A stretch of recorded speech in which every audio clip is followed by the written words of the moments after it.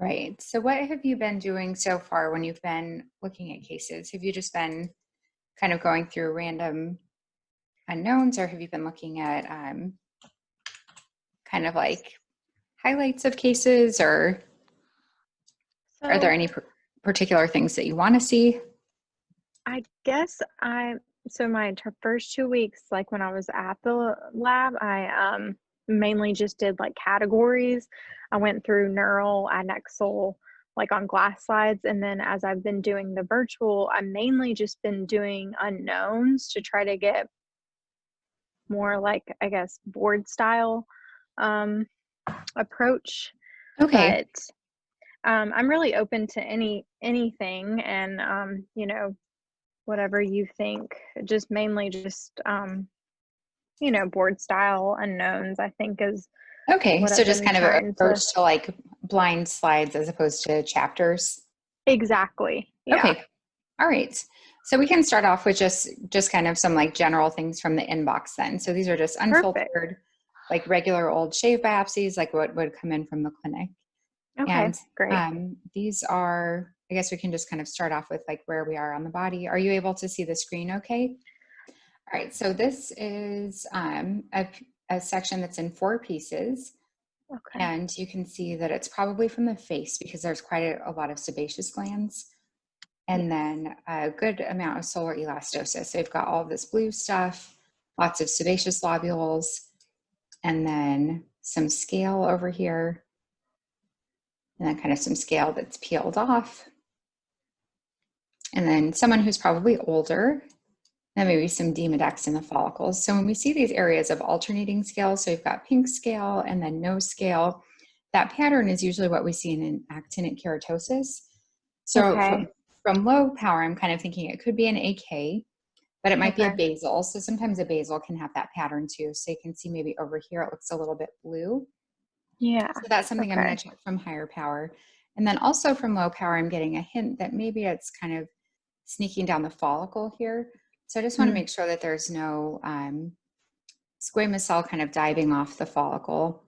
And then whenever you have a lot of sun damage, you also want to check very carefully and just make sure that there's not a melanoma or any sort of atypical melanocytic proliferation that's kind of hiding in the background there.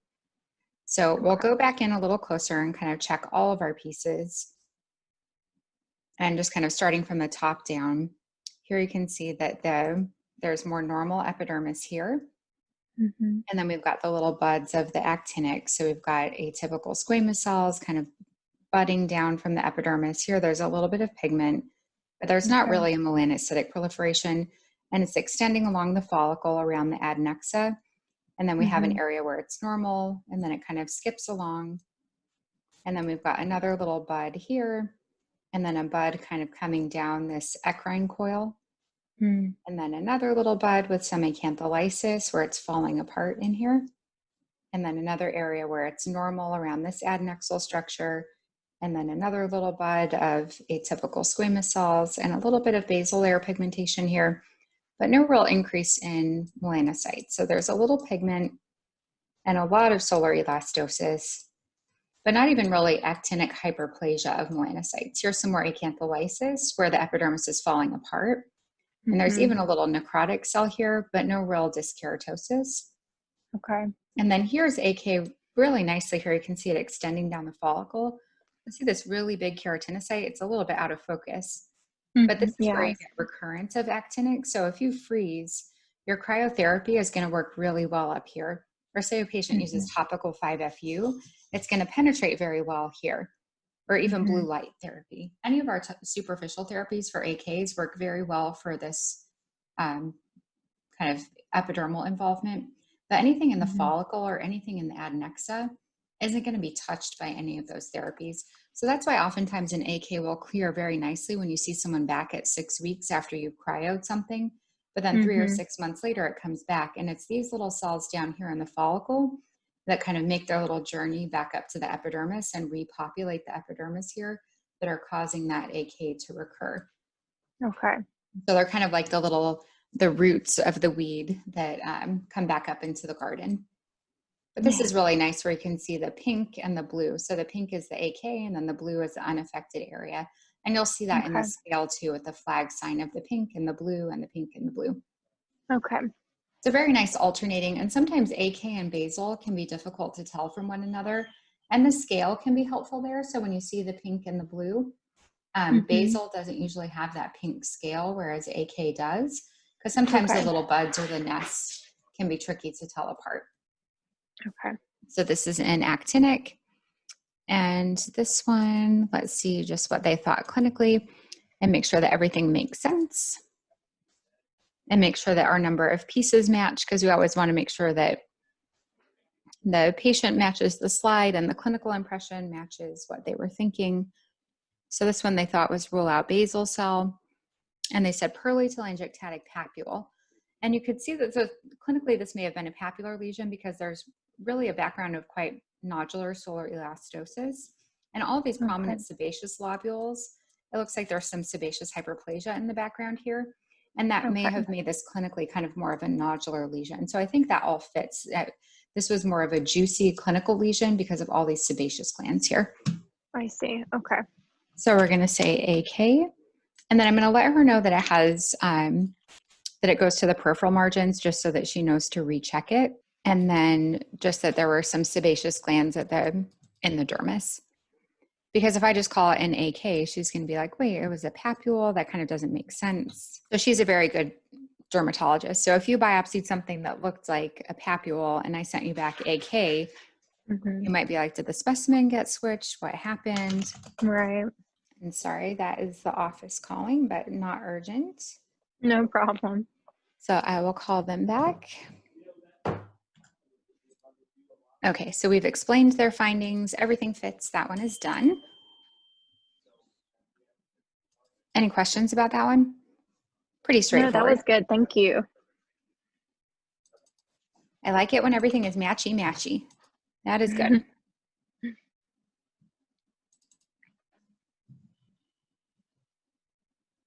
All right, next we've got one with 3 pieces. And now we've moved to a different site. So we don't have those big sebaceous lobules that we saw before. We've got kind of a different looking skin. So we've got thicker skin with a thicker stratum corneum and a more prominent granular layer. So where on the body would you think we are? Acral. Yeah, very good, acral. And then the epidermis is hyperkeratotic. We've got a thickened granular layer. So there's some evidence of lichenification. But then we've also got something different going on in the dermis here. So what do you see in the dermis there? So it looks like almost like a squamous proliferation. Yeah, With maybe some squamous eddies as well in there, with yeah. some So surrounding lymphocytic infiltrate, maybe with some solar elastosis too. yeah, very good. So there's a background of the solar elastosis in the dermis. And then, as you mentioned, we've got a squamous proliferation, and we do have keratinization. So you mentioned this pink stuff in the middle here. And squamous eddies and squamous pearls can look very similar. And I think that's kind of a difficult distinction. So we usually use squamous Okay. eddies in benign squamous proliferations and then squamous Okay. pearls in malignant squamous proliferations. And that can Okay. be tricky because they really overlap quite a bit. So this one has, like you said, a background of the solar elastosis. And then there are a few bigger cells at the edges, but it's hard to tell kind of what this is doing. It's embedded a little bit tangentially. And there's some parakeratosis. And then here are a couple of like big hyperchromatic cells. So I don't like these cells. I was wondering if maybe this could be a Ka or a Ka type squame. Okay. Because some of these look reactive and some of them do look like squamous pearls Okay. or squamous eddies. But I think this stuff over here, these cells are too big and atypical. Some of this Okay. stuff does look more reactive, where you could even wonder about a very inflamed wart that's a bit tangentially sectioned. But this is from the dorsal ring finger from the metacarpophalangeal joint. And they describe this as an erythematous nodule with a central keratotic crust, BCC versus SCC. And this is also in an 88-year-old. So the finger and the hand are kind of more high risk areas. along with Okay. the ear and the lip for squamous cells. And also over here, there's a little bit more of these darker keratinocytes. So when we see reactive squamous atypia, it tends to be these big keratinocytes that have a lot of Mm-hmm. cytoplasm and a small nucleus. And some of these do look reactive, but then at the periphery, we're seeing some of those keratinocytes that are more hyperchromatic and they're kind of free in the solar elastosis. And I don't like that. So Okay. these look reactive, but these don't. I don't like that stuff. And like this guy, Okay. see that big chunky guy. So Yeah. he, Yeah. big cytoplasm, small nucleus is reactive. Smaller cytoplasm, big nucleus is a bad guy. Okay. But that is, you could show it to 10 different people and you could get 10 different answers. So part of the reason that I would push this to be treated by a squame is it's on the finger, it's in a very old patient, and we're not seeing the whole thing. Mm-hmm. So you could call this many different things. You could call it an atypical squamous proliferation favor SCC, or you could call it SCC. And for the Mm-hmm. clinician, if you waffle, they're going to have a harder time getting it covered for treatment. So I I think it's see. reasonable to push it into, it needs to be treated as an SCC, and you might as well not make it hard for it to get treated. So Right. I'm not gonna like wiffle waffle around on the diagnosis line. I think it's justified to call it a squame with the cytology here. And I'll put that in my microscopic description that there are some areas that look more reactive, but Mm-hmm. at the base, we've got these areas with the hyperchromatic keratinocytes that are in this background of solar elastosis, and that's supportive of calling it a squame. So if Okay. someone were to go back and look at it, they know why I'm calling it what I'm calling it. So there's a lot of, I guess, just like the practice of dermatology clinically, there's a lot of art to pathology, Yeah. making sure your patient gets what they need and that they're not overtreated or undertreated, and that you're really Exactly. careful because hypertrophic lupus or hypertrophic lichen planus or a really scratched wart or something that's mal-embedded or tangentially embedded could all have very similar histology. And if this were in like a 33-year-old patient and it were something that were on its side, you might look at it differently or interpret it differently, if that makes Mm-hmm. sense. Yeah, that does make sense. Thank you. All right, so next is, these look like, it was like skin cancer, skin check day.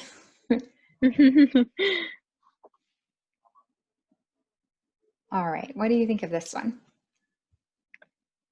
So it looks papillomatous, Mhm.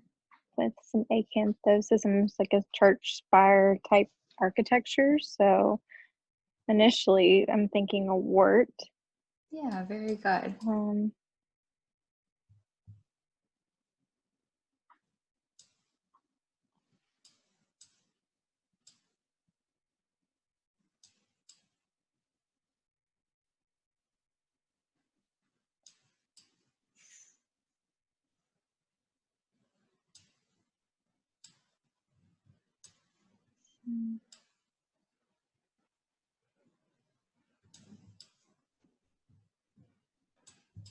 And then here we've got this.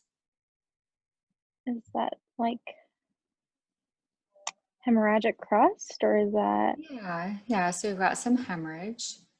And then here you mentioned the church spire. So we've got a tier of perikeratosis. And we've Mm-hmm, got some dilated vessels in the papillary dermis mm-hmm, and very inflamed. yeah. And what about the contour at the base?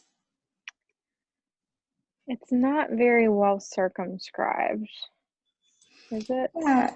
I mean, it's kind of hard to tell. Like in this piece, it's got almost a string Yeah, sign. Like you could kind of draw a little nice line right across the bottom of it.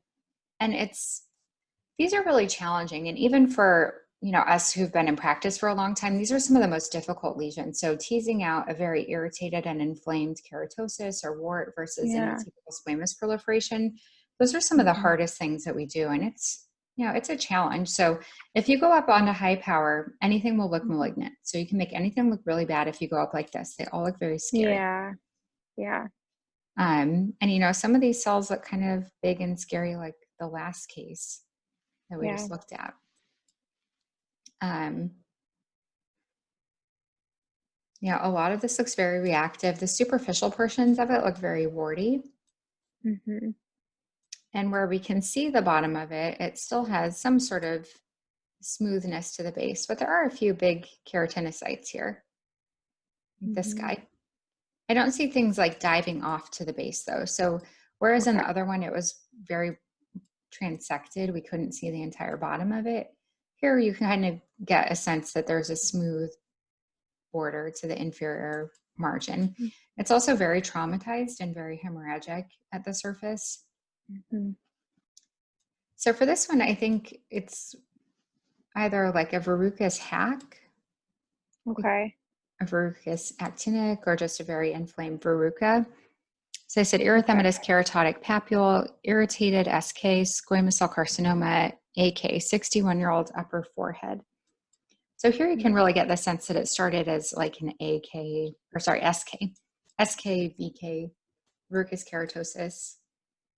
And then here we do have some hyperchromasia, but I don't think it meets the criteria of an invasive squame or squame in situ, because we've still got preserved granular layer and Okay. maturity here. So I think I'm going to do Okay. this one as a verrucous AK to acknowledge some Okay. of that squamous atypia at the base. But I don't think this requires any more surgical intervention. Now, if it were more broadly transected and we couldn't see the bottom of it here, I might say that they should go, if there's clinical lesion, maybe go back and freeze it or do like a little saucerization shave to make sure that there's nothing left. Okay. But this is from a really good dermatology group. So Mm-hmm. I don't need to tell them what to do. Some of it too is knowing your clinician and knowing how they practice Yeah. and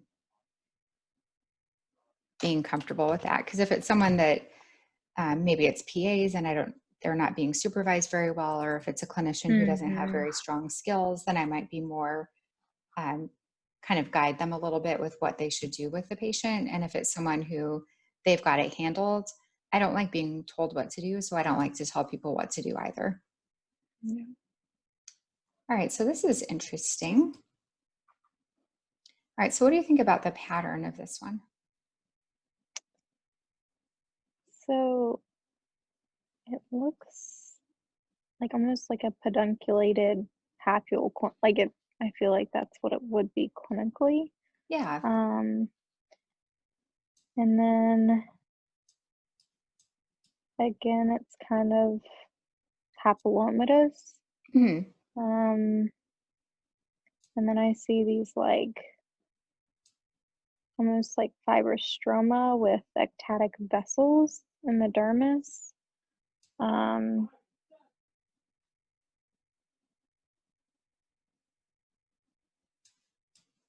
and then the epidermis is, I don't see any atypia. Very good.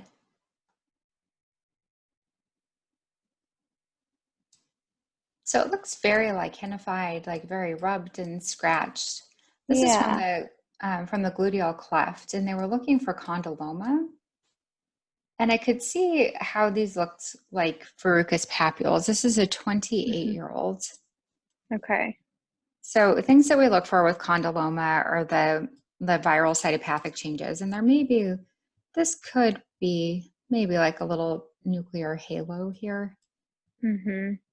The other things that we look for are suprabasilar mitotic figures. There's a few neutrophils coming through here. Yeah. And it may be that there's some psoriasiform changes here. This person might have either candida or kind of a tendency toward inverse psoriasis Okay. with all of the scratching going on. Mm-hmm. And this looks a little warty here. It's hard to Yeah. tell if this is a garden variety wart, though, or a genital wart. So we have stains for condyloma, like some HPV stains that we can do. Yeah. So we also have the clinical notes. So I'm just going to pull up and see the clinical picture and the history really quick. Oh, so he was diagnosed with rectal HPV. Okay. So that makes it much more likely Mhm. to be HPV, huh? Yeah.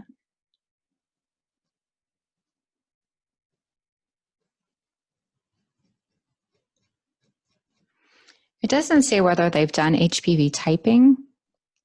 So I'm just going to say that it's available if they want us to stain for the high and low risk HPV. Okay. And he's following up with colorectal surgery.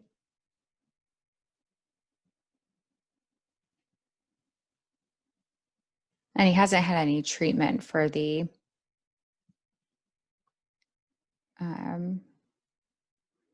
rectal HPV.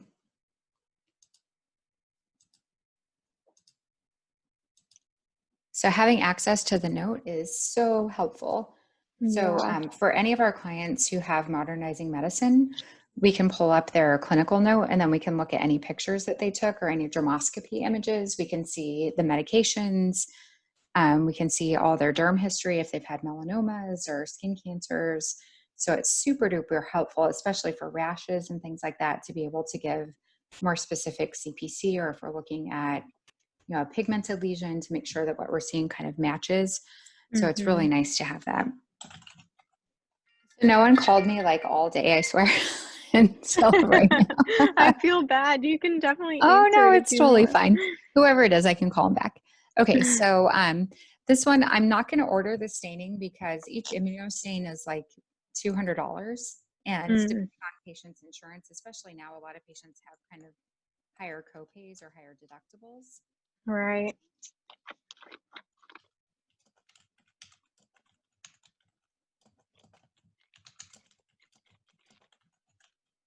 So if they want it, we can get it. And if they don't want it, I think it's still reasonable to treat them as a condyloma. And Yeah. we can do it if they want. If they don't want to, I don't think it's going to dramatically change what they decide to do for treatment. He's still going to need to be followed up. So some people want to know more and some people don't. And we can do more if they'd like. Either is reasonable. No. How are things going so far this year? It's going well. It's going good. Has it been good to be back in clinic?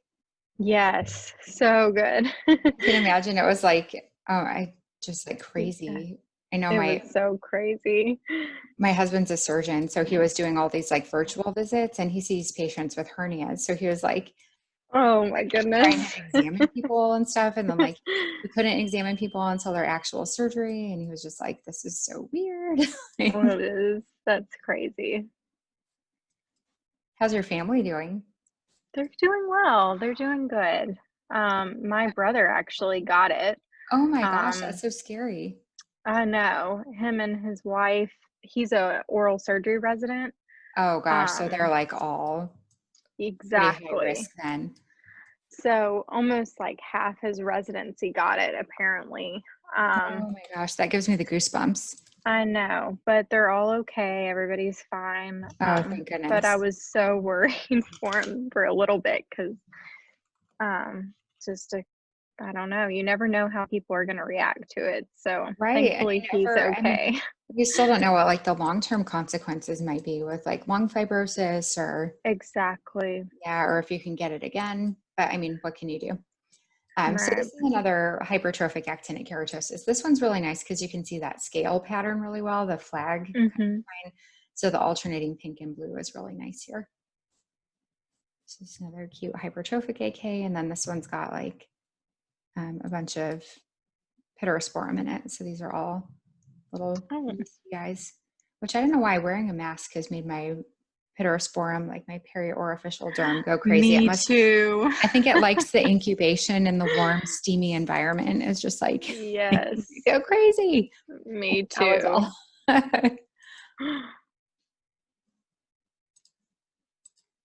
Well, I'm glad he's doing okay, but how scary. I know. Thank My you. kids are back to school half time, so it's been nice to have them at least going a couple days a week, getting out of the house. Oh, I bet. Yeah. They can go on the bus and they can see their friends, That's good. Do they and all have to wear masks? they I'm do have to wear assuming. masks, but they're doing they're doing well with it. Like they're getting used to it, and it's just kind of the Good. new normal now. New normal. All right. So what do you think of this little guy? So see. So another looks like a pedunculated papule. I see normal basket weave stratum corneum. There's a lot of pigment in the near the basilar layer of the epidermis, and then possibly some, and then in the background of solar elastosis too. I'm trying to decide if that's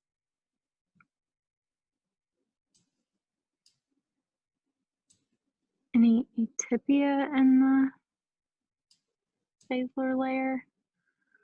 Yeah, I mean, this one, so I think it's probably a shave or maybe a punch. No, it's a shave. So it's a shave that kind of curled up. So when you put things in Okay, formalin, where it's okay, thicker in the middle, it tends to kind of retain its shape. But at the edges, as they're I in the see. formalin, the moisture in the tissue kind of shrinks out of it and it tends to curl up around itself at the edge. So I don't know if you've Okay, ever seen this, but like when you shave off a mole and you totally know you got the margins out and it comes back that it was at the margin, oftentimes it's because these edges curl up and they don't always get straightened back out in the paraffin, like in the wax, before it gets cut. So this edge here probably had a piece that wrapped around like this that didn't oh, I straighten out see. in the wax, Yeah. and it got chopped off. So Okay, the true edge of the tissue is probably like out to here, but it curled up around itself and then it curled up around itself over here too. And the tech who put it in just didn't straighten it out. So we had a okay, couple of new people and they haven't been as good at straightening it out. So okay. I've been on them that we need to put ink on these because if there's ink, you know that it didn't get straightened out. If it's like ink, ink, ink, and then here it's chopped and there's no ink, then I know if it's a real margin or not a real margin. Because a lot of the clinicians we trained with, if I'm going to take something out, like this is pigmented, right? Like it's very Yeah, darkly pigmented. And you can yeah, see it kind of, it starts here and then it goes, goes, goes, and then it like stops here. So like, yeah. unless the clinician was having a seizure, they wouldn't like biopsy it and then like have it go to the margin right there. Like they're going to take it out. Yeah. So when you see things that go to a margin and just abruptly stop like that, usually it's a lab issue and not that the clinician cut out half of a nevus. Now, there are some people who will cut out a mole on purpose so that they have to go back because the margin is positive. But most of the clinicians that we work with are not people that are doing that kind of a biopsy. Yeah. Anyway, so the formalin, it shrinks and the edges kind of wrap around. And then if you don't straighten them out, you'll like cut it off and it'll get a positive margin.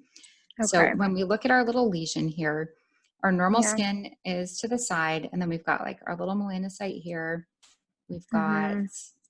our lesion starting here. We've got some macromelanosomes. So we've got like, see these big kind of M&M-y looking things?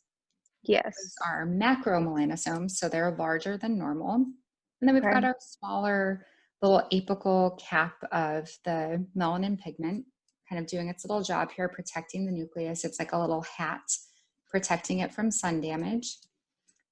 And then some more melanosomes. Here we've got melanin pigment in the dermis. And then we've got pigment and parakeratosis. So if you were to look at this with dermoscopy, it's going to look really dark. So it's going to have some areas Yeah. that are black. It's going to have some areas that are blue-gray.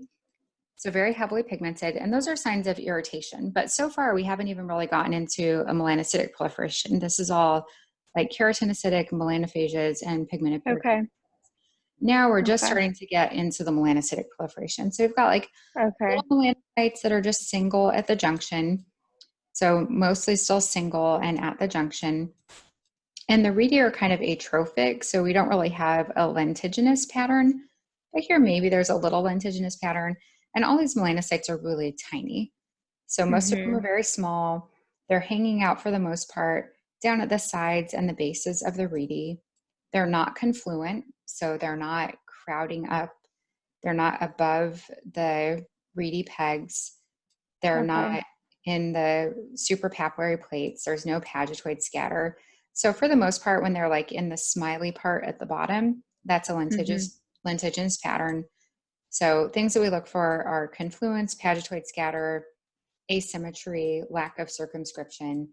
And this we can tell like it kind of stops right here.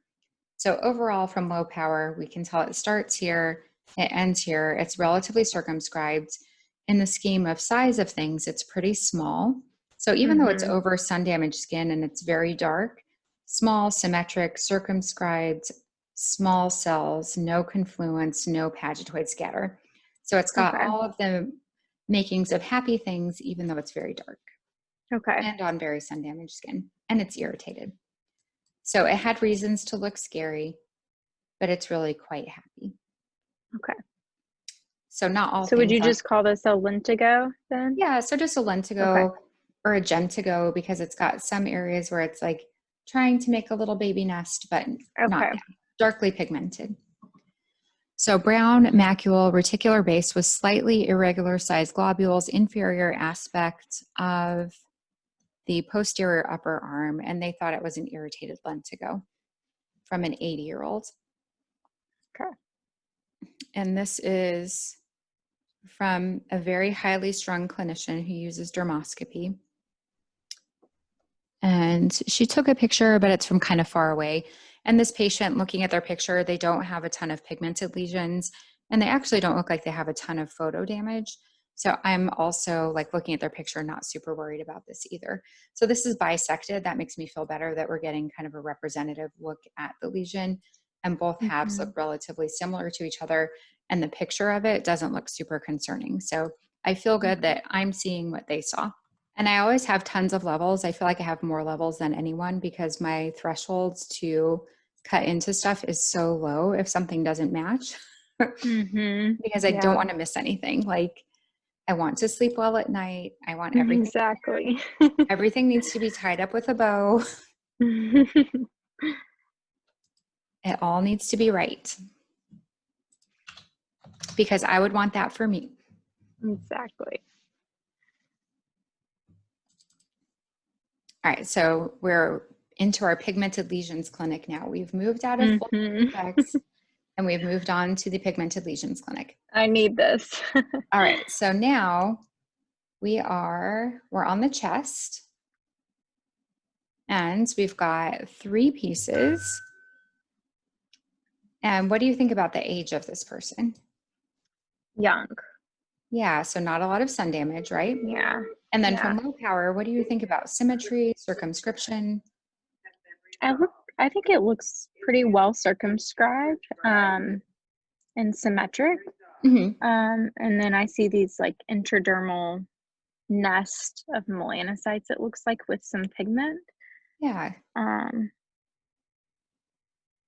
And then as far as maturation, we've got maturation of pigment, right? So we've got pigment at yeah. the top and then less pigment at the bottom. Mm-hmm. And then the size of the melanocytes, they're larger at the top, they get smaller at the bottom. The Right. nests are bigger at the top, they're breaking apart as we get to the bottom. This one's a little bit interesting because it has cytologically, some of these areas look almost plasmacytoid, where the Mm, cells look kind of like plasma cells, right. or even almost poroid, but they're still very uniform. They all look very much like each other. It's got nice architectural maturation. Again, there's some superficial dermal fibrosis. And then this stuff in the dermis just kind of caught my eye. There's like this follicular proliferation Mm-hmm. underneath it. I don't know if that's like a little hair follicle nevus or something that's associated with it. Hmm.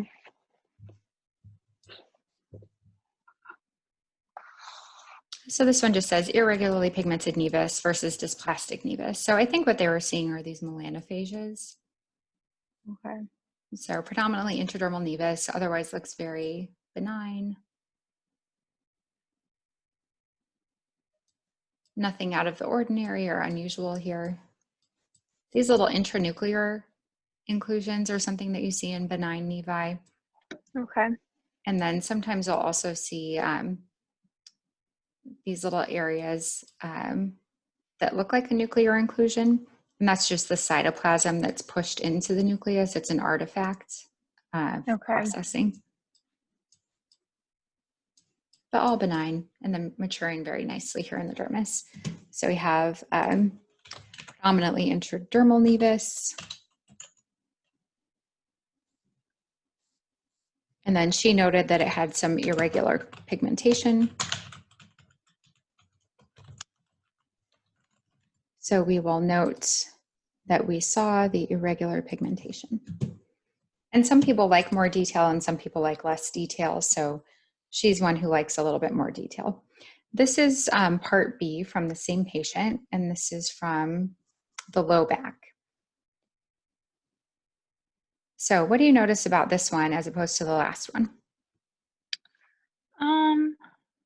So there's definitely, it looks more like the reedy or more, like bulbous, I guess. Yeah. The last one, it involves like there's a junctional component to Mm-hmm. this. Um,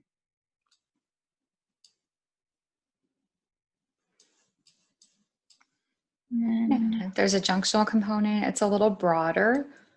Yeah. So it's a little broader in diameter than the last one.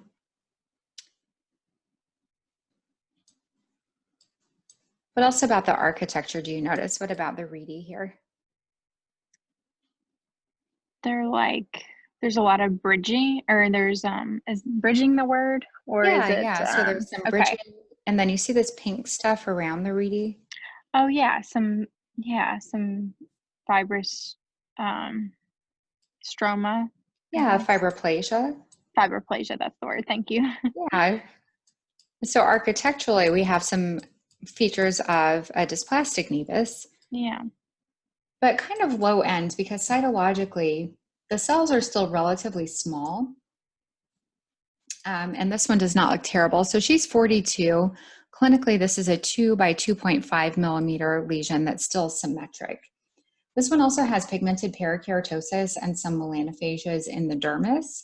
So this is kind of on the low end of what I would call a 0 to slight nevus.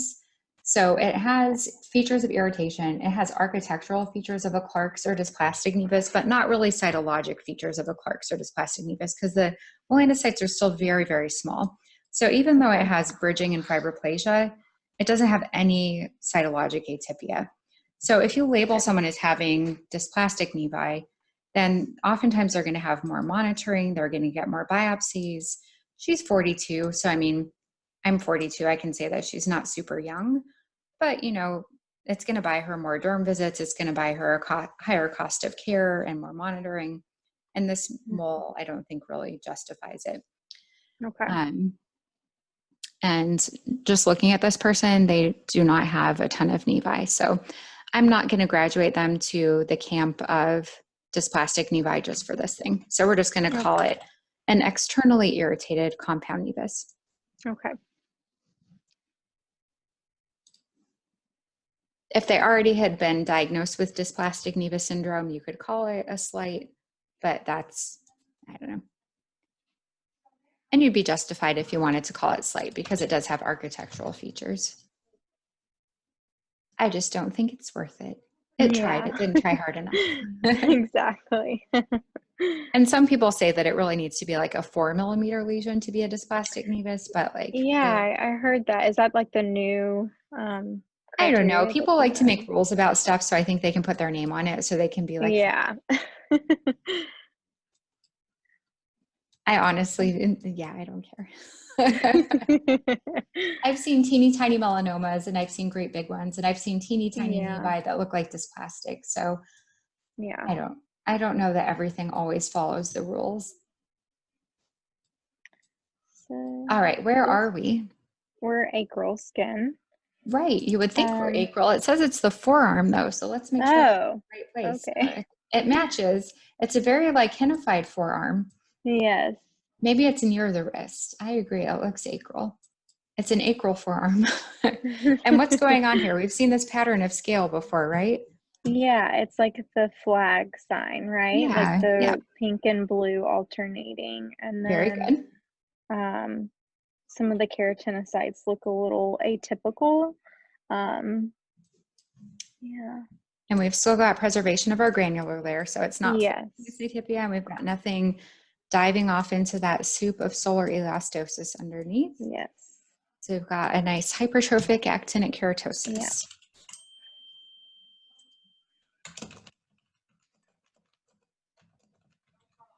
I like that flag sign. That's the first time I've heard that. So thank you. Yeah, and That's you know really what? helpful.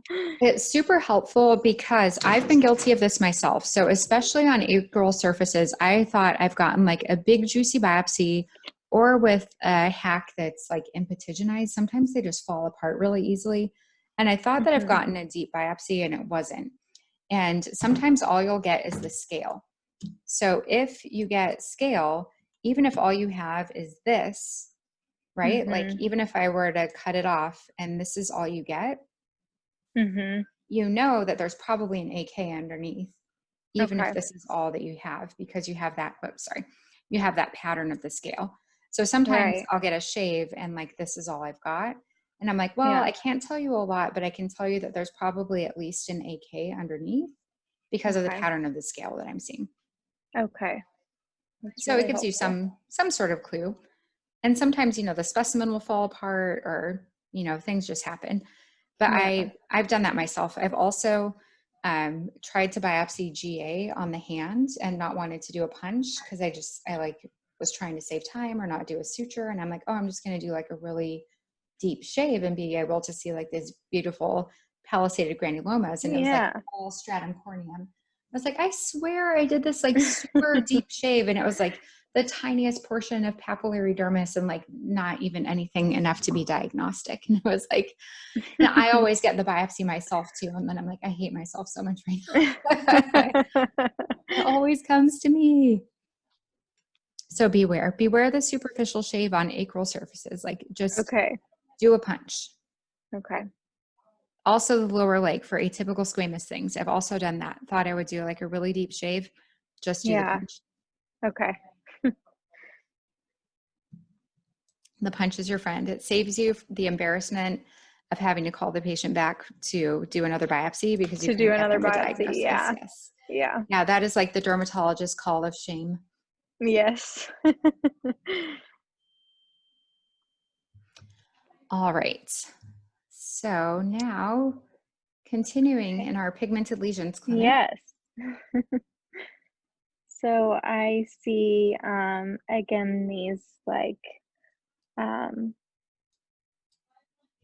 pretty clustered nests of blue cells,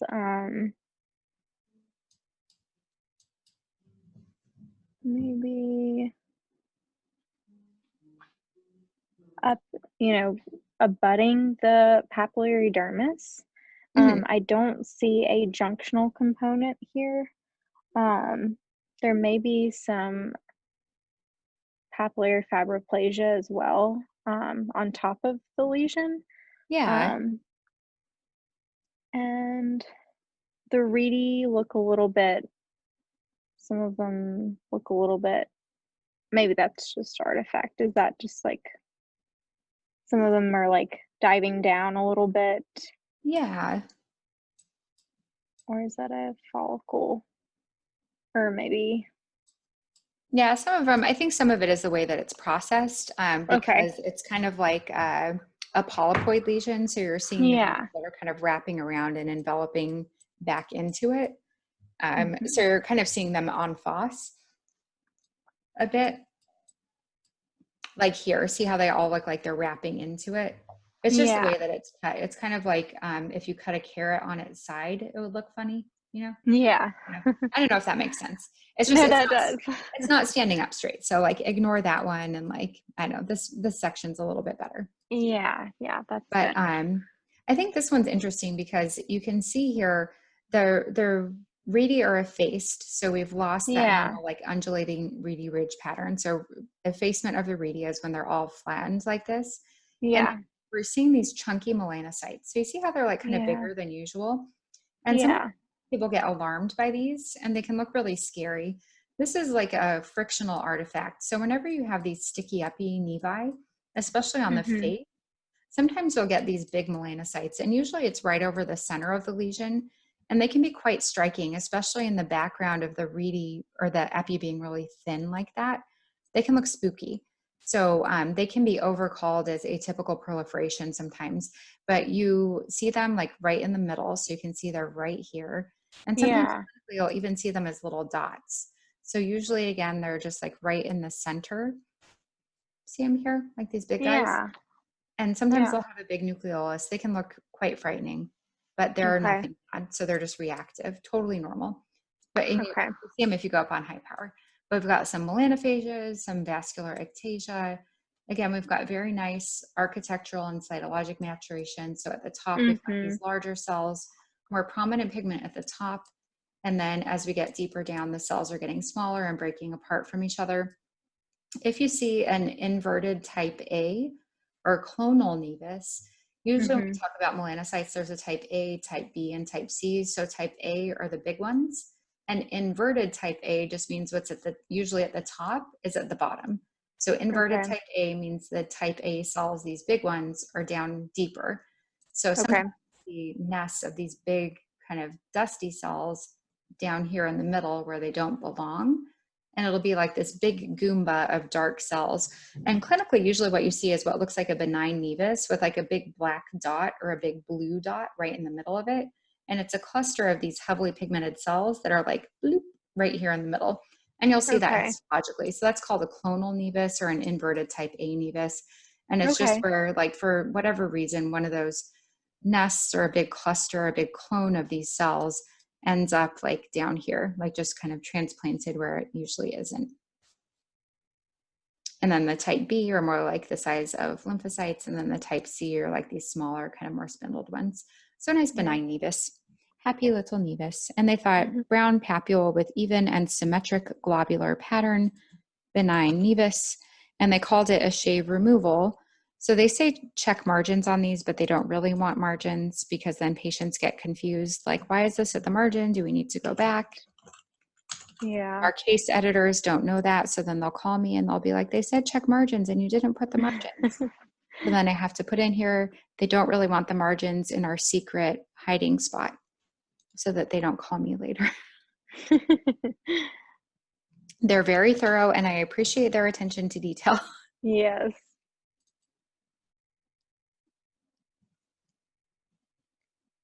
But sometimes they can be a little bit too neurotic.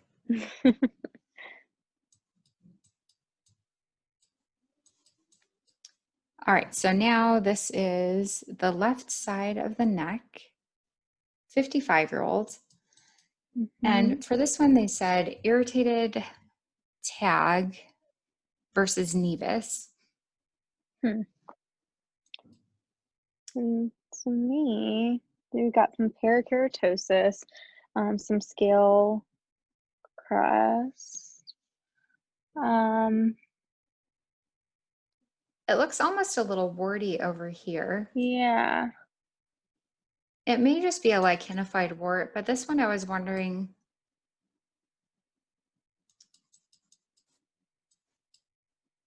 it's probably not going to. Here's a little cluster of bacteria. You can see it's impetiginized here. So Oh, yeah. those are just little bacterial clusters. They've been picking at it. Um, Mhm. I wondered if this might turn into a molluscum. It's not Oh, there okay. yet, but I'm just going to step into it because I have the feeling it's curving in a little bit at the edges here. You see how it's kind of like wrapping in at the end? Yes. And Yeah. sometimes these ones in deeper sections, it just has that look of like a discrete little papule that sometimes in deepers, these turn into a molluscum. So I'm just going to Okay. cut through the block and see if it blossoms. And then otherwise it's probably a little lichenified wart or maybe a little SK that's been picked at. Okay. But I smell molluscum brewing.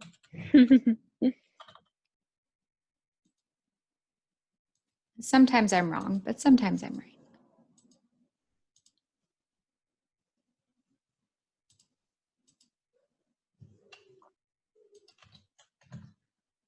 How are you doing on time? Because I know I Oh, started late. great. Okay. Great. If your brain is tired or if you have other things that you need to do, please interrupt me at any time. Okay. Ooh, look at this thing. It looks like a little brain. Now we've moved into the polypoid theme. It's like Yes, everything's coming in little clusters of it themes for you is. today. Okay, so it does have a papillomatous and warty architecture to it. Um, see vascular ectasia. and it's in many pieces. Here's some more. This is Yeah. very lichenified. Here we've got some hypergranulosis. Yeah. So it looks like a Kind wart of like an, versus yeah, condyloma.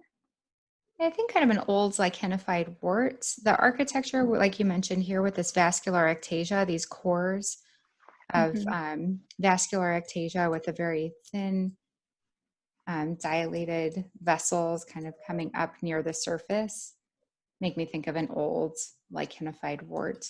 But it could just be Okay. an old lichenified like DPN kind of lesion too. Okay.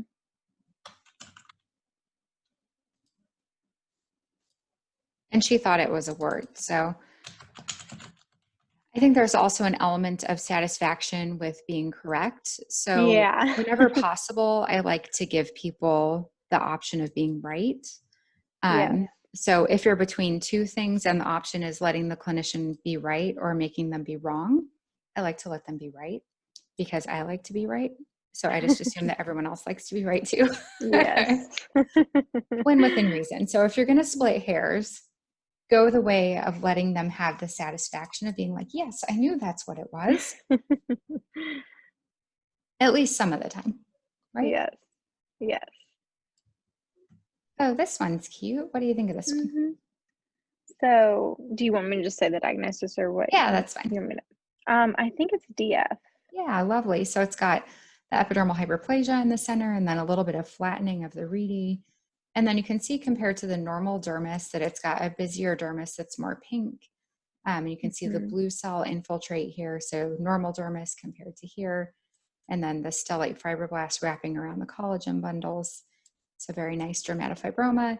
Sometimes they'll extend around the fibrous septae into the subcutaneous fat, and then often you'll see these little pockets of lymphocytes or at the periphery. And then here it's a little bit more cellular at the surface. And here you see that nice flattening of the rete again. This one doesn't Hmm. have a lot of basilar pigmentation that's typical of dermatofibroma. So this one might have been more of a pink dermatofibroma as opposed to the brown variety, but very Hmm. benign and very happy looking. And then it looks like they've got another piece of it here. Was I this don't an know. excision or was it Yeah, just a this was an deep cut? excision. Oh, Okay. so this is a part B. So this patient has two dermatofibromas, and you can see in contrast to the Okay. last one, this one is kind of less cellular, and Hmm. then this one is much more cellular. And you Hmm. can see in this little pocket here that it's got some areas where it's honeycombing around the fat. And then some of these cells are a little bit more clear and kind of larger, more atypical looking. This is more of a cellular dermatofibroma, but it's still respecting the boundary of the subcutis. It's not blasting through anything. It's still Okay. got that epidermal hyperplasia. And you can see here the nice tabling or the nice flattening of the rete again. So this is more Hmm. of a cellular dermatofibroma, but nothing Okay. atypical. And then, oh, these are out of order. So you can see we've got A, B1, or no, that's B2. I thought it was A2 for a second. All right, and then here's another piece of B. Okay. So I've got an ordinary dermatofibroma and then a cellular dermatofibroma. Now B looks like it's focally at the deep margin. The size of this one, they say, is a 0.7 by 0.5 pink tan nodule. For the cellular DFs, here you can see more like regular DF at the base of it. And then in contrast, Yeah. this area that's more cellular with these like big kind of spooky looking cells, almost epithelioid. Hmm. So I love these big prominent nucleoli. For cellular DFs that are larger than 1.5 centimeters or growing rapidly, there's a recommendation that they be re-excised Okay. because there's a low but not insignificant risk of metastasis. So for the Okay. ones that are bigger than 1.5 cm. Okay.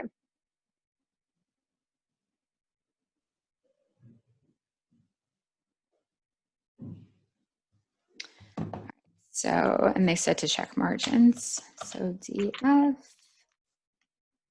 and A was margins free. And then B is cellular DF. And that's present at the deep biopsy margin. And then she gave me the size, so it's like a smaller one. So I'm just going to say it's benign and it may recur. But it's from the pretibial region, so that's another reason I would not want to make her go back if she doesn't have to, because it's kind of a slow, not fun place to have to reoperate if you don't have to. Right. If we do not have to go back, we shall not return.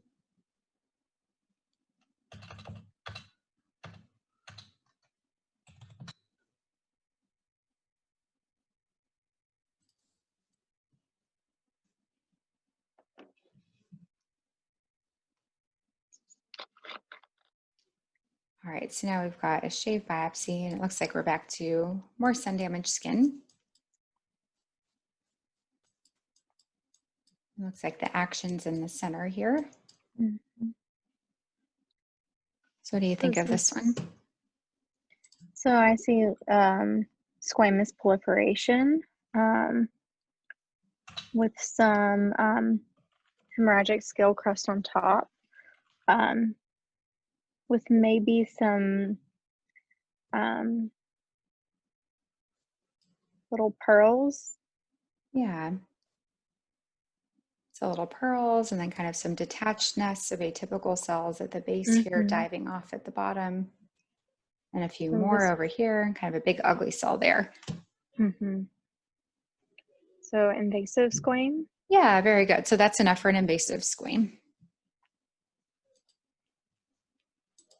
And let's just make sure that fits with their clinical. So this is a hyperkeratotic papule from the pretibial region. So that looks good. All right, now we've got 2 biopsies. Okay. And this one should be an easy hit out of the park for you. Yeah, so it looks like a basal cell. Yeah. Maybe superficial and Yeah, nonchalant. very good. Yeah, mostly superficial. And then Okay. another friend here. Another basal cell. Yeah, and this one I think nicely exemplifies the stroma. So here's really nice basal cell stroma. So you can see this kind of myxoid stroma with these increased fibroblasts, the spindled fibroblasts in here. And sometimes Mm-hmm. this is the only clue that we'll get in a biopsy. So you can see the epidermis here looks very normal. There are these ectatic vessels, but you see the stroma, here's kind of more normal dermis. And then here the Okay. stroma gets funny. So see this blue Yeah. and the increased inflammatory cell infiltrate here, and then this. This is Okay. basal cell stroma. So if you see this in the absence of anything else, you're next to a basal cell. So Okay. this is the smell of the basal cell. So you know you're next to it if you see that. This is next Okay. door. So when you start seeing stuff like this too, Mm-hmm. that stroma, then you Yeah. know that you're next to it.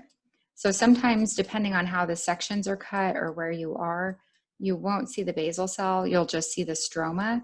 And that's when you know Okay. you need to get the deeper sections. When you see this mucin and the subtle inflammatory cell infiltrate, you know you might be right next to a basal cell. And it can look a lot like a lichenoid keratosis. It can be really subtle, but it's the mucin and the inflammatory cell infiltrate. So if you see something that looks like an LK, just this little bit of muciny stuff, you want to be really suspicious of a BCC.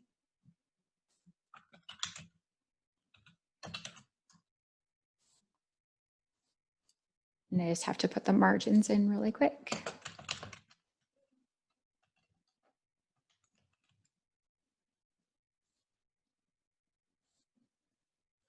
Always nice to have a little basal cell in there. Yes. And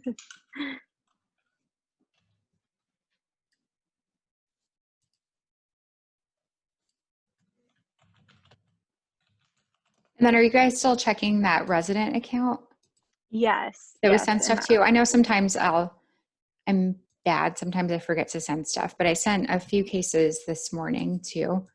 So thank you. if you do have a chance to look through those, there's a few good ones. Yeah, definitely will. A few cute things in there, and I try to send the answers too. All right, so this looks similar to that one that we saw earlier. So it looks like we're on the face, and we've got a polypoid lesion that's got some fibrosis here. So maybe it's been picked or scratched at previously. It's got a So little this is just, scar. is it a via intradermal nevus? Yeah, an intradermal nevus. So it had the scar in the other piece, and then here there are some melanophages. And then here are a few of those junctional melanocytes, Okay. maybe even a little recurrent nevus there, and a nice congenital pattern. And so a little traumatized intradermal nevus. And then here, this one's a little neurotized. You see where it's very pale here? These Yeah. little areas that are wavy. So that's an example of neurotized nevus, Okay. which, unless you're like really bored, you probably don't care to read about in your report. And then here's some nice nevus giant cells. So sometimes these will catch your eye at low power, these big rosettes of cells that are multinucleate, and they can just look very dark at low power.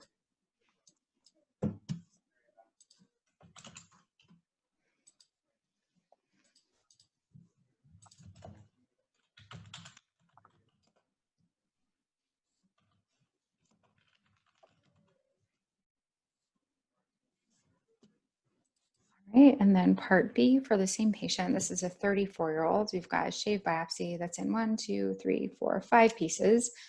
And maybe this patient is a picker, right? So in our Mm. last biopsy, we saw a scar. And then at low power right here, you can see like a big scar in this Yeah. nevus. So this is from the superior lateral mid-back, irregularly pigmented pink-brown asymmetrical papule. So right away, we've got a reason for this thing to look asymmetric, right? Like there's a big scar Right. here. I see scar in here. So this could have been from a previous biopsy. It looks like here maybe there's a follicle. So maybe there was a folliculitis or something that exploded. Or maybe there Mm. was a melanoma in here that just regressed. So let's Okay. take a look and see what happened to this nevus. Why is half of it with a scar? All right, so from low power, it looks like at least the dermal component, there's relative symmetry and circumscription of this part, but the intraepidermal component, I can see from here, these cells look small and these cells Mm-hmm. look different, right? These cells look Yeah. big. So in the dermis, these look very bland and small and uniform. This guy looks really big, but he's over the Yeah. fibrosis. These ones look very big. These ones look very big and dusty and confluent and scary and pagetoid. Mm-hmm. So what's the other name for recurrent nevus? Mm, Do you know what else it's gosh. called? Pseudomelanoma, Oh, yeah. Yeah. right? So it can look really scary. And the Yeah. way that we differentiate a recurrent nevus from a melanoma is really if it respects the scar. So recurrent nevus can look very frightening. And Mm-hmm. as long as it's starting and stopping over the scar and not going beyond it, we're more confident that it is a recurrent nevus and not a melanoma. I would Okay. like to know if there was a prior procedure here, though, or if we know what happened here before. But if you were Mm-hmm. to get, I mean, imagine you just got a shave of this part. Yeah. I mean, you would call this a melanoma, and maybe even a melanoma with regression, or maybe even a melanoma with an invasive component, because all of this looks very concerning, right? We've got junctional Yeah. components, we've got areas with pagetoid scatter that we saw in that other piece. We've got very atypical cytology, but in the context of seeing a scar and nevus underneath, it's a recurrent nevus. But if you saw just this, you'd be like, oh my God, this is melanoma. Like this is really, really bad. Or it's just a recurrent nevus. Right? Yeah.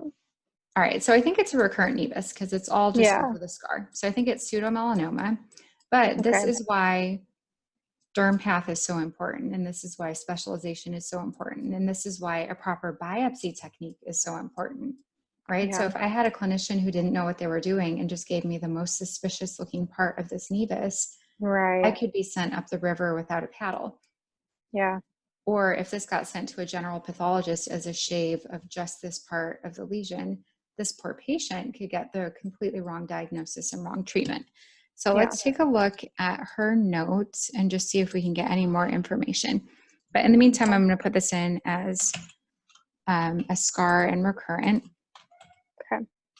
And then for this one, I think I'm going to have them go back around this regardless because she's a younger patient and this is on the back. And we have a template for scar and recurrent nevus, but you can see here this dermal component is going to the deep margin, right? So as Yeah. this heals, this is going to recur again at the junction, and it's Right. already Okay. recurred once. And it's going to Yeah. create the same kind of diagnostic dilemma if it's biopsied again. So Right. we're already doing this at least once or twice. It's a difficult area to monitor. It's going to come back again. So we could even just do a deep shave around this or a small excision because the peripheral margins are widely free. It really just needs a Mm-hmm. slightly deeper excision here to go around this and get it out.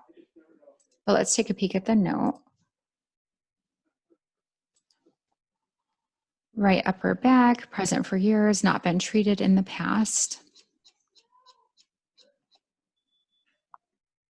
And then the picture, you can see a scar in it. She's not a terribly moly patient.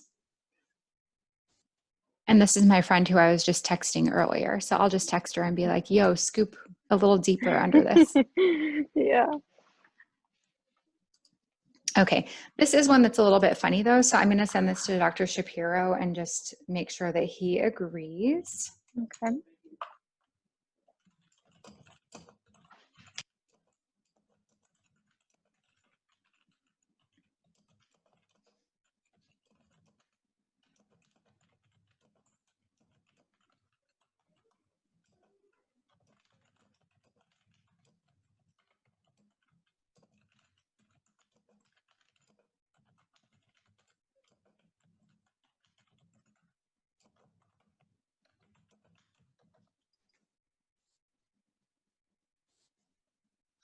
Right. So anything where we're going to recommend more treatment or it's something unusual or it's a melanoma or something where it could be contested or something like that down the road, we always have two people look at it and just make sure that Yeah. we're on the same page.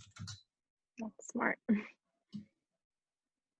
Because sometimes someone hasn't had coffee or you didn't eat your lunch or you got distracted and you just want to make sure that you're doing right by the patient. All right, now we've got, are you still doing okay on time? Yes. Yes. Okay. I'm free today, so really whenever it's fine. All right, so now we're back to the sun damaged skin. We're coming back to our skin check Mm-hmm. clinic. So we've got normal epidermis and then pale epidermis with basilar atypia, kind of a little bit of the flag sign, the pink and blue again. Yeah. We've Yeah. got a little AK, kind of more of an atrophic AK, and maybe even a tiny bit of subderm-like scale. But many people have subderm-like scale. So if you start mentioning every little finding that you see, like, look, here's a little bit of a lentigo. If you mention Mm-hmm. everything that you see, people think that you're schizophrenic and they really don't care about every little finding on there. So you can't Yeah. put everything that you see in the path report either. It's like you need to focus on what they saw and just explain what they were seeing. No. Okay, so AK. And this one, they like margins. So I think mostly they're around it.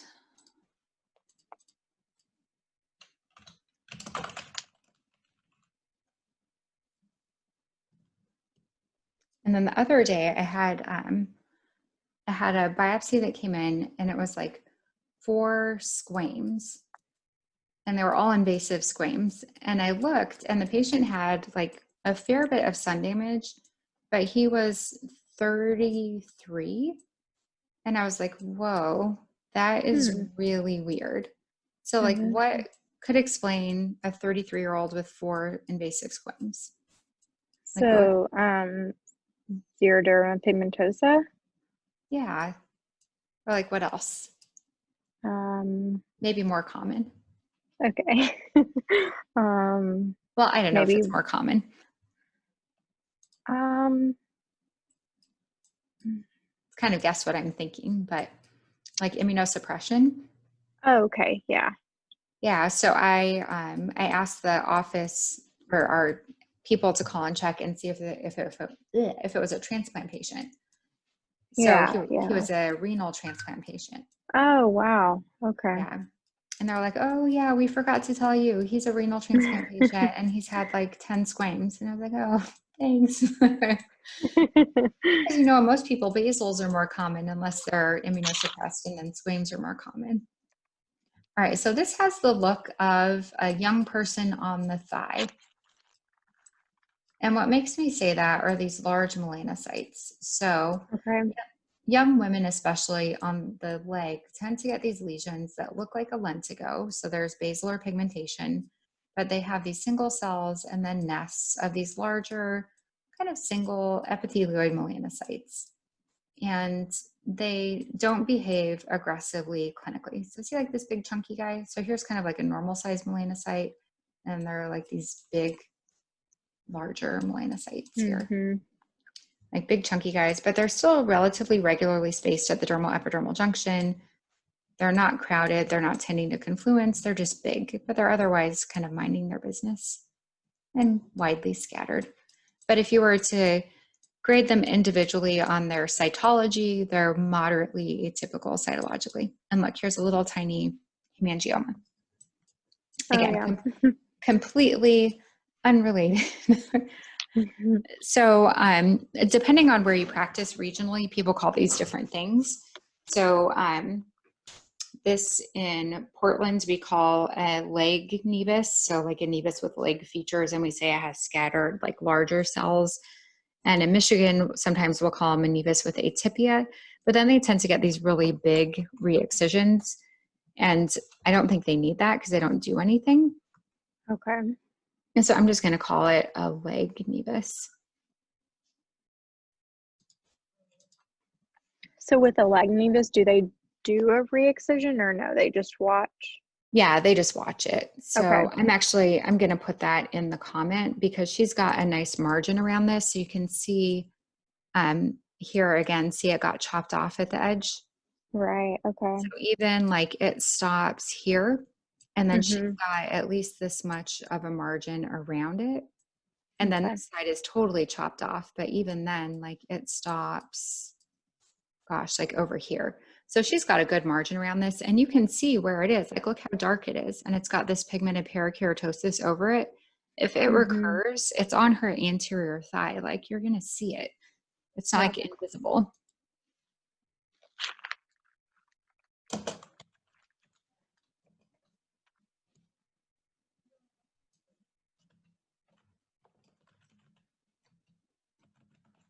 And then I'm just going to say clinical monitoring is recommended to make it very clear that no, I do not think you need to go back and chop up this poor lady's leg. Please leave her leg alone.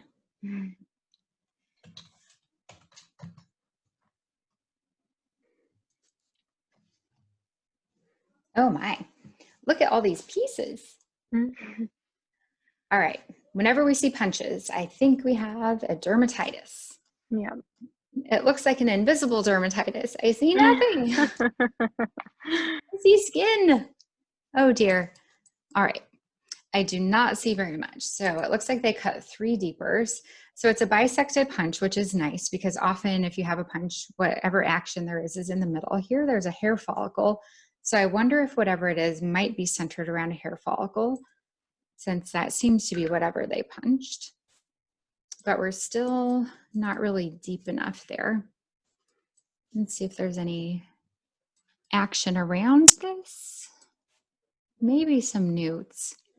I just don't see a whole lot there. This is a PAS. So anything that's a rash, they automatically get a PAS before it gets to us.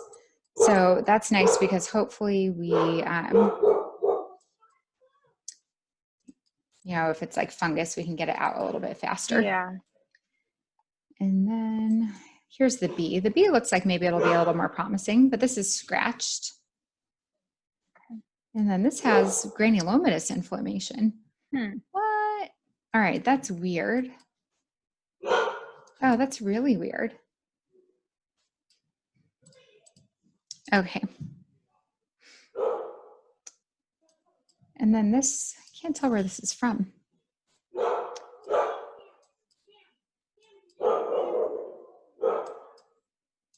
It's almost granulomatous and then maybe even a little bit interstitial and scratched. So here there's like a little funny scale with hemorrhage.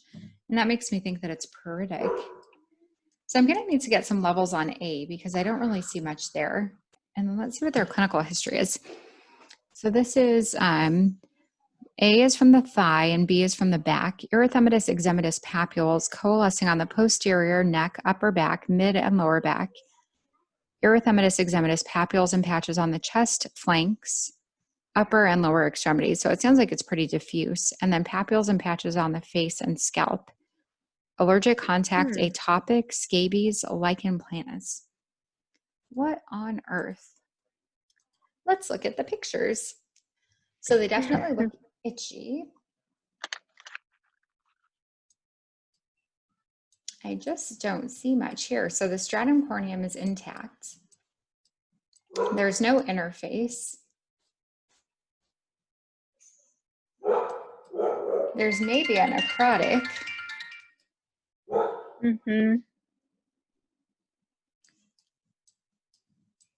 There's a melanophage. There's a perivascular infiltrate.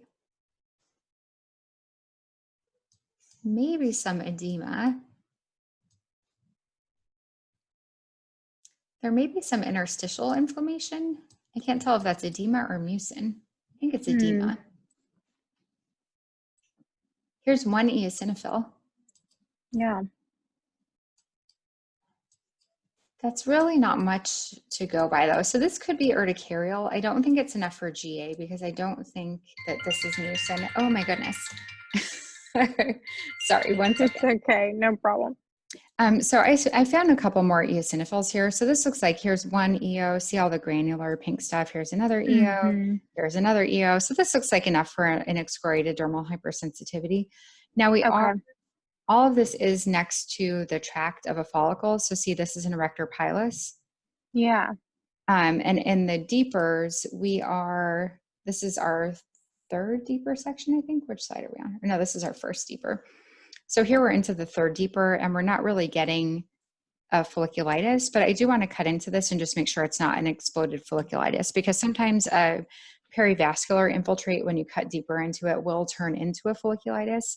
And the treatment for a dermal hypersensitivity reaction is obviously very different from the treatment for a folliculitis. So I would just like to make sure which one we're dealing with. And scabies was also in their differential. So let us see what we are dealing with to be certain that we send them down the right path of treatment. Yeah.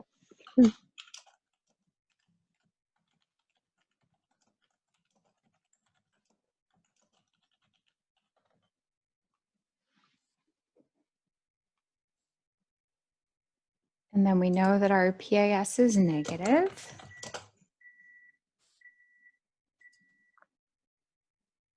And then B, we decided looks excoriated. Oh, and then I wanted to see if they had pictures. Sorry, I was very distracted here. So B, given that this one is from the back, what on earth? Look at this, even has an asteroid body. See this? Yeah. Yeah. So are these sarcoidal? They're a bit too inflammatory to be sarcoidal. But that's just like a very strange pattern. Like sometimes you'll see. That is strange. Yeah, it looks sarcoidal. I don't understand. All right, so this needs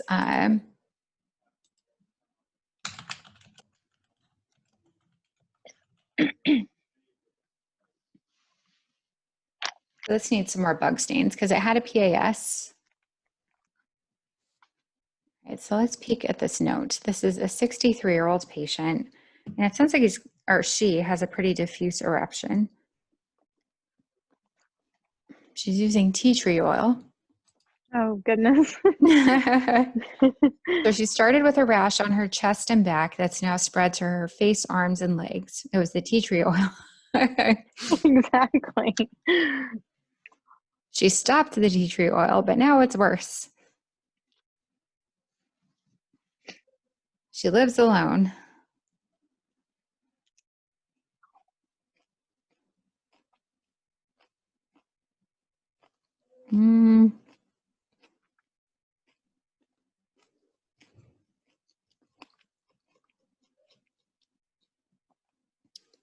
And she looks excoriated. She's got some bruising from where she's been excoriated, and she's got a lot of healed erosions. It looks like in areas that she can reach. So maybe these granulomas are just secondary. I can't explain that though. Like that's Like pretty impressive. reactive or something? Yeah. And they're so superficial. Mm-hmm. That's very odd. Mm-hmm.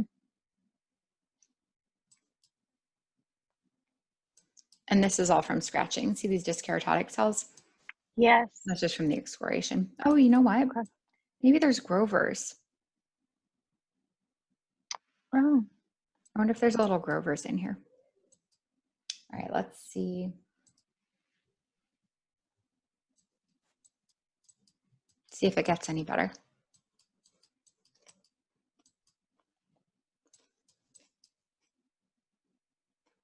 Not really.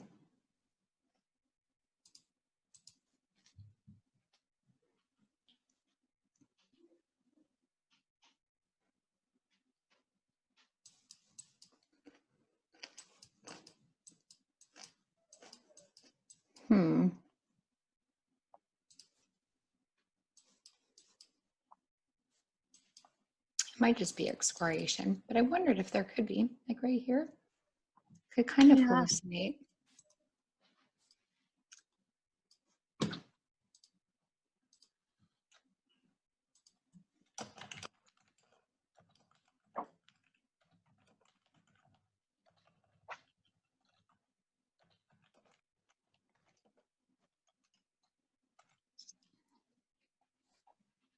All right, this requires some more investigative sleuthing. Mm-hmm.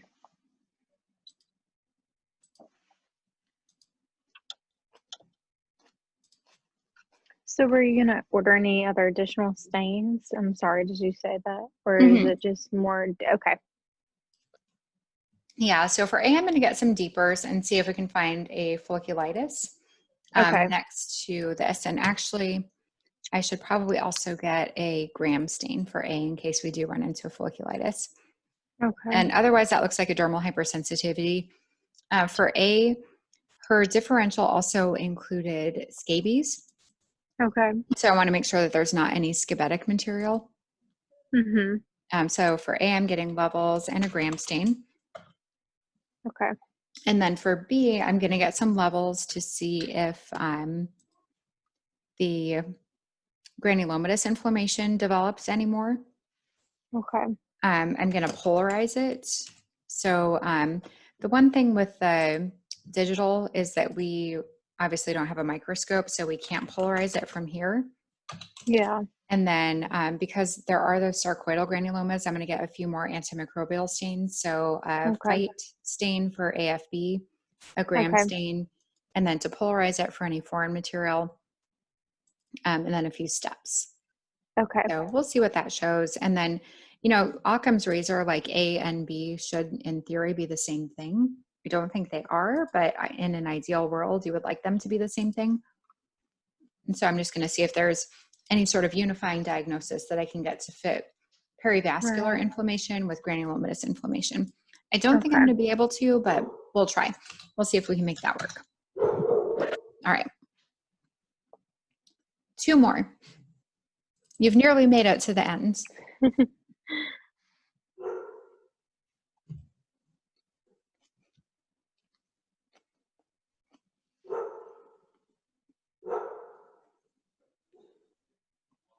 All right.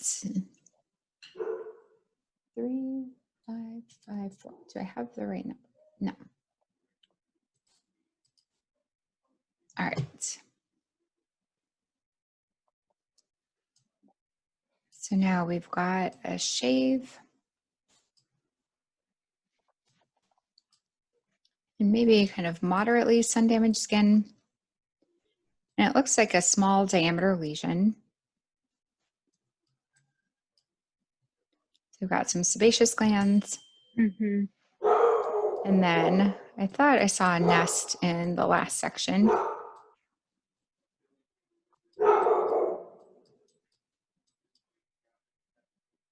So there's a cell here, there's a cell here, maybe a little nest there. There's one here, couple here. So it looks like maybe we are near the scalp or the ear or along the jawline. I'm wondering if Mm-hmm. we're kind of like near a special site. Okay. So, something like that. So when you're near scalp, ear, neck, jawline, places like that, oftentimes you'll get these larger cells. Are you familiar like with the special site nevi?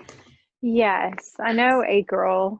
Yeah, so acral, there's kind of like a uniformity to the cells. So they're larger than normal melanocytes. So if you think of kind of like, let's see if we can find like a usual sized melanocyte. So maybe like this guy. See this one over here? He's like a little Yeah. tiny. So we've got like this purpley cytoplasm. That's like a normal melanocyte size. In comparison, these guys are like quite a bit bigger, right? So they're very Yeah. large. They've got this abundant cytoplasm. So very, very large amount of cytoplasm. But when you look at them, like this guy kind of looks like this guy, kind of looks like this guy. Like if they were at a family reunion, you'd be like, oh yeah, those guys are like all relatives. Like they all hang out together. Here's a cousin. Yeah.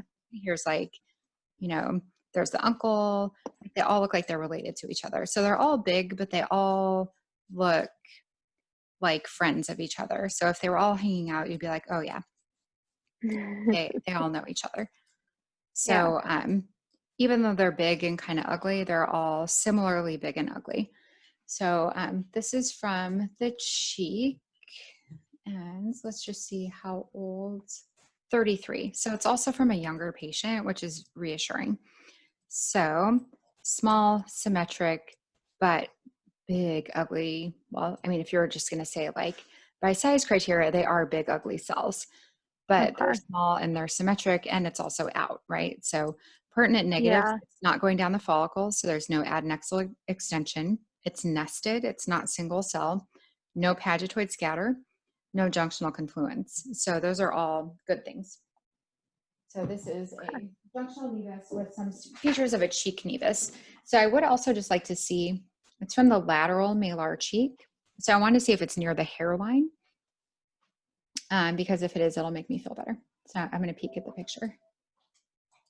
I love having the picture. It is so nice. Yeah, that is so nice. And she looks like she's got lots and lots of nevi, and it's right in front of her ear. So I'm also very happy now. Okay. Happy nevus.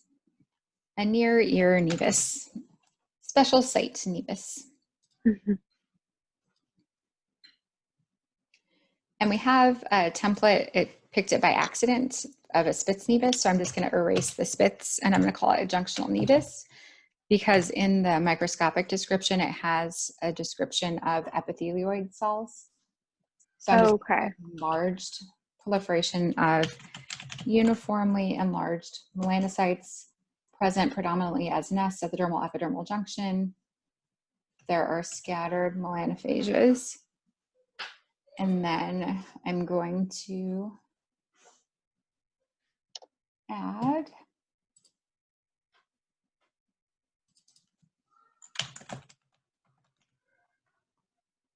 we have a comment about special site features. So that way, if someone goes back and looks at it and says, oh my gosh, there's these big cells, like you didn't acknowledge these scary cells, I'll be like, no, I totally did. Yeah. All right.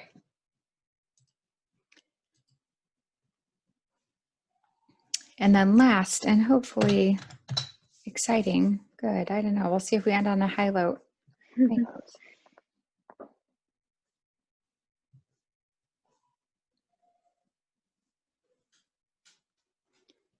All right, we're back to the sun-damaged skin. So proximal pretibial region. And this is one of those ones where it's a shave, and these are really hard, right? So you think you're getting a nice deep biopsy, and it's fragmented because of the solar elastosis. So it all fell apart here. But we've got an endocytic, keratinizing, squamoproliferative lesion that the base is broadly transected. Mm-hmm. And it's keratotic with this big crateriform area centrally. But here I think we've got enough. So this area looks more like metaplasia or eccrine metaplasia. Right. But here we've got some ugly stuff at the base, kind of free floating in the solar elastosis. And I don't like that. So this has Mm-hmm. cytologic and architectural complexity. Here at the bottom of this Goomba, there's some stuff kind of diving off of it. So if you have Yeah. just these eccrine structures, you can get reactive proliferations that look like squame. Just this Yeah. is not enough to call a squame. So you can Okay. get reactive stuff that looks like that. This is more suspicious. This Mm-hmm. is enough. So see Okay. this? That's a squamous pearl. Yeah. Okay. This is atypical. This is not atypical enough. This Okay. is normal. Yep. This is crateriform, but this could be an endophytic wart, or this could be the top of a Ka. This in and of itself is not enough, but here we've got Okay. atypical parakeratosis. See how big the the para is here? Yeah. So normal parakeratosis is flat like this. See how tiny those are? Yeah. So these are all really flat. In contrast, you've got these big guys here. So big parakeratosis means big cells underneath. So the bigger the parakeratosis, the bigger the cell it came from. Okay. So that means there's something atypical underneath it. So these Yeah. big guys came from this big stuff down here. Okay. So this is an SCC, like your Yeah. crateriform SCC.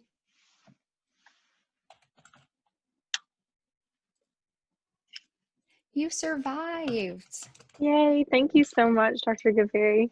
You did so well. Thank You're a you. professional dermatopathologist in the making. Not quite. Oh, you so are. You've got to give yourself credit where credit is due. You've got the terminology and, the approach to the slide and the descriptions, and it's all very professional. And you've come so far since your baby resident days. I'm very proud of you. Thank you so much. Well, I'll keep sending cases. And if there's anything that you come across that you have questions about or that you want to send over, please feel free. If you guys ever have questions about slides or you want us to look at anything, like we're always here. And I'm always keeping an eye out for MDS cases and anything cool that we can Okay. send your way. So, Awesome. Thank you so much. I and if I really ever appreciate forget, it. please keep my phone number, like text me, because I swear there's so much going on right now. Yeah. I felt so bad. So I wasn't even half an hour late for her. I totally forgot. Like it It's was like, okay. it wasn't even that day. It was like a week later. And someone said they hoped they would see me later. And I was like, hope, oh my God. It triggered. Yes. Oh my gosh. I felt so bad. I felt Oh, it's horrible. okay. So You're fine. please, if I'm ever late, text me and be like, Ghaferi, where are you? Okay. And you normally like 12:30, is that right? Is that what you normally Whatever prefer? works for you guys. I mean, honestly, I'm Okay. around and I'm working all day, so I'm totally flexible. Okay. And I usually wake up at like 4:30 or 5 and then go Oh, in wow. before the kids Okay. wake up. So Yeah. I'm Okay. around Okay. whenever works. So just Okay. keep me posted. Sounds great. Well, Thank have a you great so rest much, of your Dr. day Beard. and keep in touch. Yes, I will. Thank All you. right. Thank you. Take care. All Thanks. right. Bye-bye. Bye-bye.